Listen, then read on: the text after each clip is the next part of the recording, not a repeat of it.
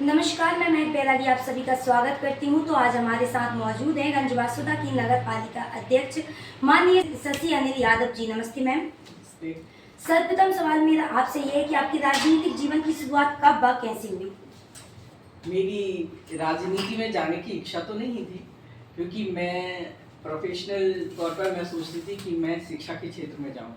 लेकिन कुछ परिस्थितियां ऐसी हुई, उस समय हमारे गौ हत्या प्रकरण हुआ था, तो उसमें भारतीय जनता पार्टी का जो कार्यकर्ता था वो बहुत परेशान, और एक तरह से कांग्रेस का काम वो चल रहा था।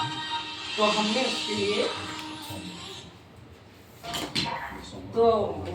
उस समय हम महिलाएं इकट्ठी होकर 2 और 4 थी, क्योंकि राजनीति में कोई निकलना नहीं चाहता था, और भारतीय जनता पार्टी उस समय जनसंघ के रूप में भी पहचानी जाती थी। तो हम 2-3 परिवार की बहनें ही निकलते थे, और बहुत कठिन समय था कि घर से जब बाहर निकलते थे, छोटे बच्चे थे।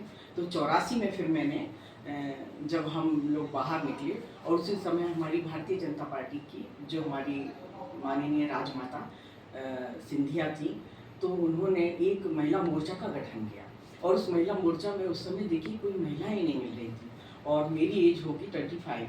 तो उन्होंने कहा कि एक हमको मंडल अध्यक्ष बनाना है। तो उस समय मैं पहली मंडल अध्यक्ष बन गई, लेकिन मुझे नहीं मालूम था कि राजनीति में क्या कार्यकलाप होते हैं। और मैं मंडल अध्यक्ष बनने के बाद जो मैंने राजनीतिक अपना सफ़र शुरू किया, तो उसमें सारे चुनावों में आगे रहना, बहन बेटियों को सुरक्षित शाम को उनको घर पहुंचाना, और ऐसे सारे करते करते, और घर की परिवार की जिम्मेदारियां भी, चूँकि 27 लोगों का मेरा परिवार था, मैंने किया। मेरे पतिदेव अनिल यादव, वो एक पत्रकार, फिल्म मेकर के तौर पर थे, उनको राजनीति पसंद नहीं थी, लेकिन उन्होंने मुझे उतारा, और मैं उतरी। इसके बाद फिर सीढ़ी दर सीढ़ी में अपना काम करती रही, लगन भी लगती रही, ताकत भी थी, जोड़ने की क्षमता भी थी माताओं बहनों को। फिर मैं प्रदेश कार्य समिति जिला मंत्री बनी, और आज भी मैं महिला मोर्चा में प्रदेश उपाध्यक्ष पद पर भी हूँ। नगर पालिका का भी दायित्व संभाल रही हूँ, और पारिवारिक दायित्व भी संभाल रही हूँ। लेकिन इन सब में जो परेशानियाँ आती हैं, मैं अपना आइडल मानती हूँ माननीय अपनी जो दीदी हैं सुषमा स्वराज को, जिन्होंने ये हम लोगों को सबक दिया था कि महिलाओं को पहले घर का देखना पड़ता है, अपने बच्चों को देखना पड़ता है, फिर राजनीति करती हैं। तो वास्तव में शक्ति स्वरूपा जो कहा गया है वो है कि हमारी माता बहनों में अपार शक्ति है, कि वो घर का भी कार्य करती हैं, राजनीति का भी करती हैं, और अच्छे से जवाबदारी निभाती हैं। मैं स्वयं सहायता समूह की बहनों को भी मैं आज देख कर आई, अभी एक कार्यक्रम था, वास्तव में ग्रामीण अंचलों में भाग भाग कर कार्य करती हैं, आशा कार्यकर्ता करती हैं। मैं अभी उनका स्वागत किया। महिला दिवस के उपलक्ष्य में हमने उनका मान सम्मान किया, लेकिन मैं ये मानती हूँ कि महिलाएं वास्तव में सम्मानीय हैं, और यही सब प्रेरणा हमको हमारे प्रधानमंत्री माननीय नरेंद्र मोदी जी से मिली है, कि उन्होंने बहुत ध्यान रखा है माताओं बहनों का। हमारे पूर्व मुख्यमंत्री माननीय शिवराज सिंह चौहान जी ने लाडली बहना चलाकर एक सशक्त नारी को मान सम्मान बढ़ाया है, और आज ही हमारी माता बहनों के खाते में एक फिर किस्त डलने वाली है, जिससे वो आत्मनिर्भर है, अपनी मन की इच्छाओं को नहीं मार पाती, और अपना काम चलाती हैं। और अपनी बहन बेटियां जो उस समय की लाडली लक्ष्मी थी, अब उनके विवाह हो रहे हैं, तो वो भी मुख्यमंत्री योजना के अंतर्गत हम विवाह भी करवा रहे हैं। हमारी नगर पालिका जनपद के द्वारा जो विवाह होते हैं, तो उसमें भी सरकार देखिए ना, उनको 50,000 की राशि देते हैं, पहले सामान देते थे। तो हमारी बहन बेटियों का विवाह भी हो रहा है। बच्चियां जो टॉपर होती हैं उनको स्कूटी दी जाती है। यदि और भी योग्य हैं तो उनको बाहर अगर पढ़ने जाना है, विदेश में जाना, तो उसका भी खर्चा और बहन हमारी भारतीय जनता पार्टी उठाती है। तो इतना अच्छा हम माता और बहनों के लिए जब सोचा है, सरकार ने सोचा है, मोदी जी ने सोचा है, मोहनी यादव जी ने सोचा है, तो हम तो बहुत खुश हैं। और मैं प्रेरणा भी यही देती हूँ, मैं एक एज फैक्टर को भी आड़े आके नहीं देती हूँ, क्योंकि मैं बड़ी हूँ। इस समय मैं अपनी जो एज है मेरी, मैं 65 क्रॉस कर रही हूँ, लेकिन मैंने कभी मुड़कर नहीं देखा कि मैं ये नहीं कर सकती हूँ। और जैसा मेरे ये दायित्व होता है, तो मैं आगे के लिए तैयार करती हूँ कि नहीं, मुझे काम दो, मुझे काम करना है। क्योंकि विभिन्न क्षेत्रों में मैं उपाध्यक्ष होने के नाते बिहार चुनाव में भी गई, वहाँ भी सामंजस्य बनाकर जो माता बहनों के बीच बैठकर हम लोग करते हैं, वो पुरुष नहीं कर सकते, क्योंकि आधी आबादी महिलाओं की है। और जो काया पलट की है जो अभी बिहार में करी है, इससे पहले हमारे 29 सांसद मध्य प्रदेश में जीते, तो इसका श्रेय भी मैं माता बहनों को देती हूँ। कि उनका श्रेय पूरा रहता है। और वास्तव में आज भारतीय जनता पार्टी ऐसे मुकाम पर है कि जो महिलाओं की शुभचिंतक है। सरकारी योजनाएं जो हैं वो माता बहनों के लिए भी हैं। और बहुत बहुत धन्यवाद करती हूँ माननीय मोदी जी को, बहुत बहुत धन्यवाद करती हूँ मोहन यादव जी को, बहुत धन्यवाद करती हूँ शिवराज जी सिंह चौहान जी को, जो इस समय केंद्रीय कृषि मंत्री जी हैं, और साथ में लाडली बहना योजनाओं के जो संस्थापक हैं। बहुत बहुत धन्यवाद करती हूँ। जय हिंद, जय भारत। गंजबासौदा नगर पालिका में नागरिकों के लिए किस प्रकार की सुविधाएं प्रदान की जाती हैं?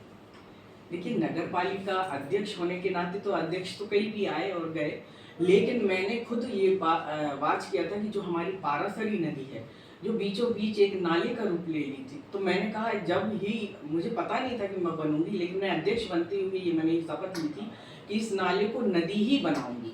जबकि मूलभूत जो सुविधाएं वो तो अध्यक्ष देते ही हैं, बिजली का, सड़क का, पानी का, वो तो हैं, लेकिन इनसे अलग हटके यदि हम कार्य करते हैं तो हमें आत्मसंतुष्टि ही मिलती है। आज हमारी पारासरी नदी एक नदी का ही रूप ले रही है, और शासन से हम पैसे ला रहे हैं, सौंदर्यकरण के नाम पर हम वहाँ लगा रहे हैं। बाईपास हम लोगों ने ऐसे बनवाए ताकि यातायात की सुविधाएं रहें।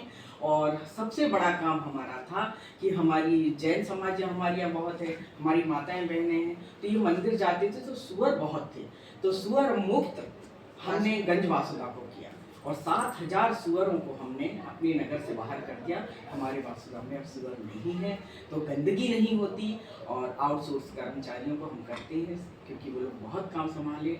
हमारा शख्स जो है आज नगर पालिका और के कर्मचारी, हमारे स्वास्थ्य जो स्वच्छता के सफाई कर्मी भाई हैं, उनके जिम्मे हैं, तो ये सारा काम बस आपने गंजबासौदा की जो महिलाएं हैं उनके लिए आदर्श स्थापित किया है कि आज की हर नारी सफलता प्राप्त कर सकती है हर क्षेत्र में, तो आप आज की नारी के लिए क्या संदेश देना चाहेंगे?